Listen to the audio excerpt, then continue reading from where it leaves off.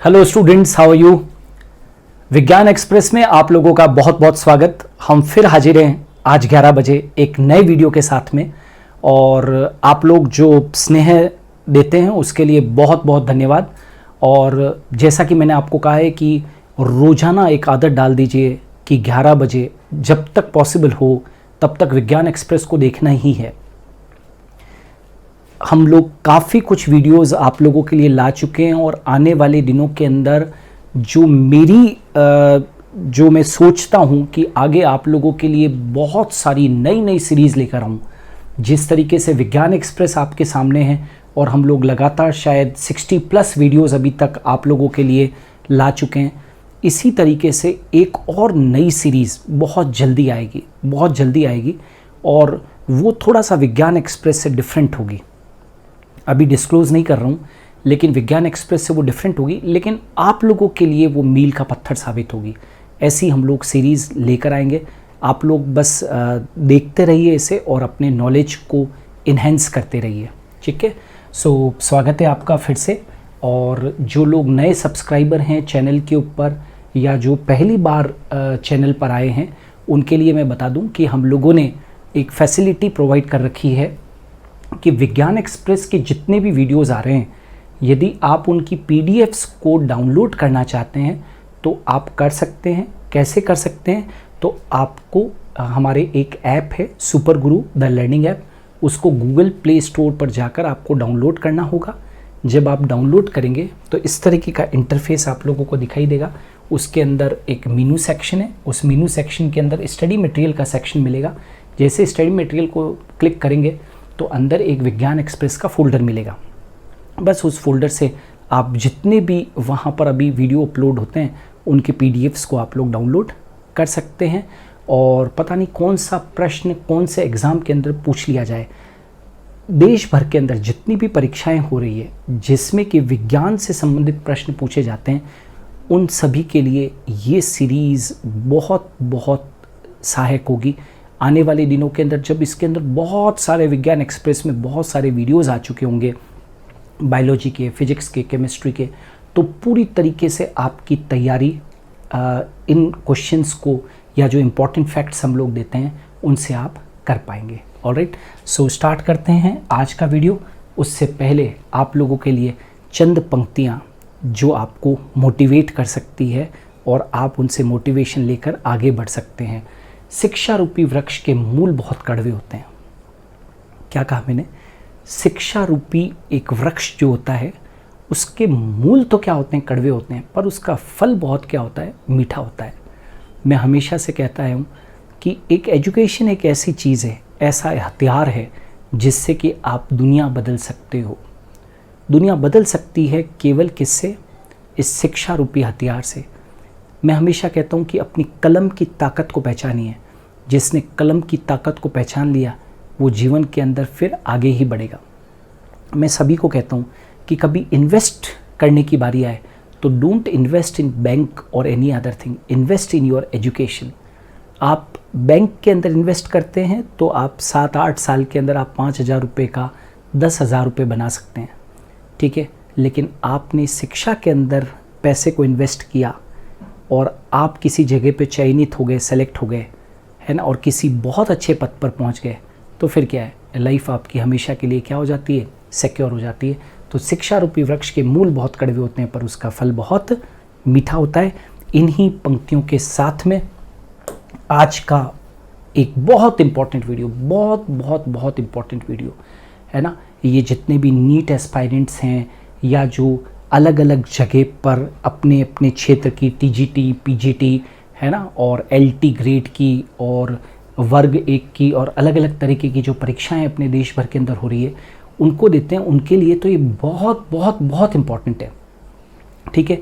आज के वीडियो के अंदर मैं डिस्कस करूँगा chemicals, enzymes and bioactive molecules released by microbes, यानी कि सूक्ष्म जीवों द्वारा मुक्त रसायन, एंजाइम्स और जैव अणु, सूक्ष्म जीवों द्वारा मुक्त रसायन, एंजाइम व अन्य जैव सक्रिय अणु, ठीक है। ये आज का थीम रहेगा और बहुत इंपॉर्टेंट है। हर एक बिंदु को दिल में, दिमाग में उतारने की पूरी कोशिश करना। स्टार्ट करते हैं आज का वीडियो।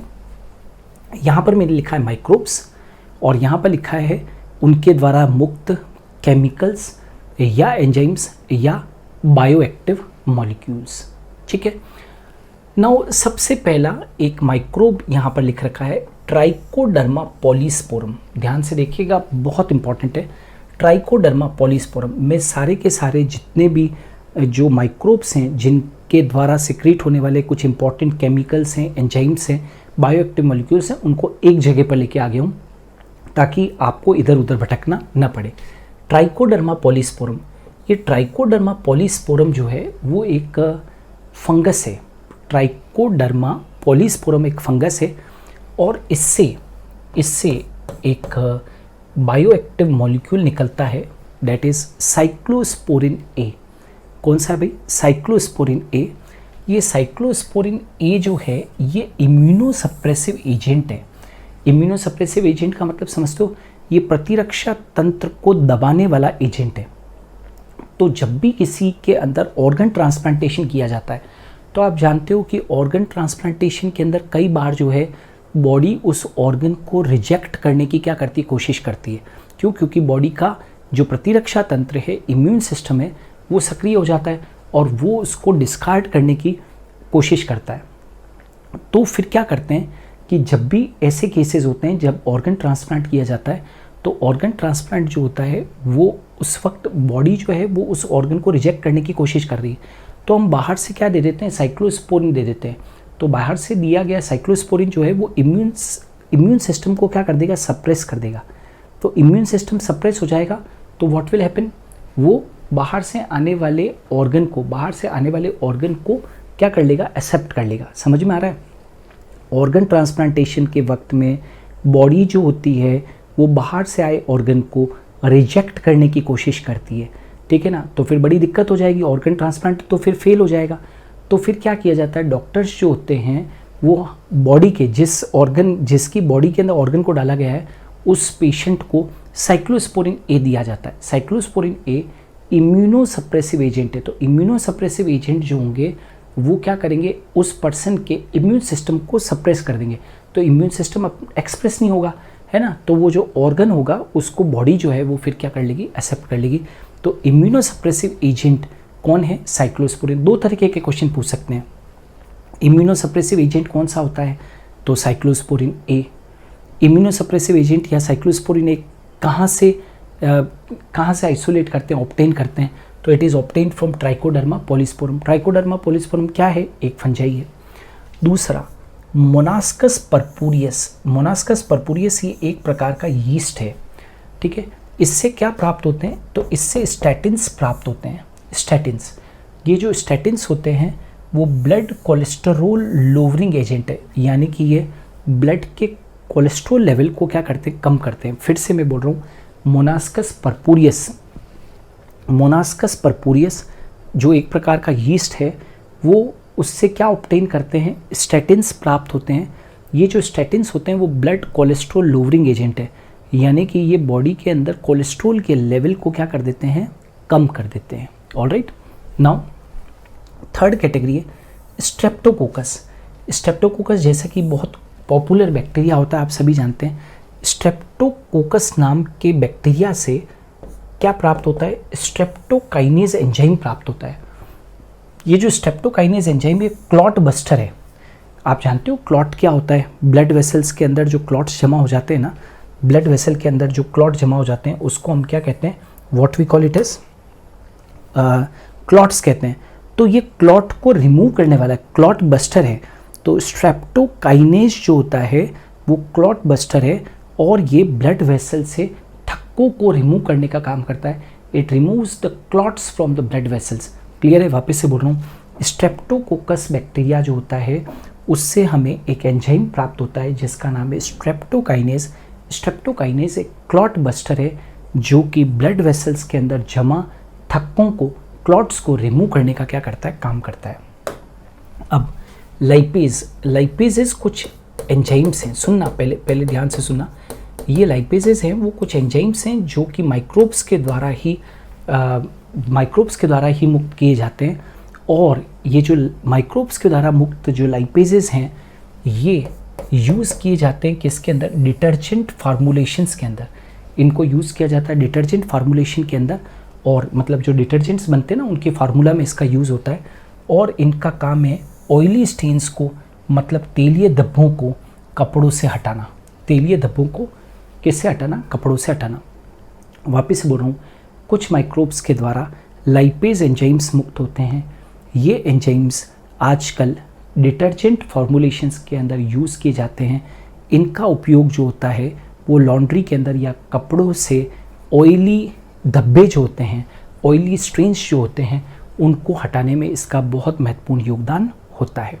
ठीक है, इसी प्रकार से माइक्रोब्स के द्वारा पेक्टिनेजेस और प्रोटीएजेस भी मुक्त होते हैं। पेक्टिनेजेस और प्रोटीएजेस भी मुक्त होते हैं।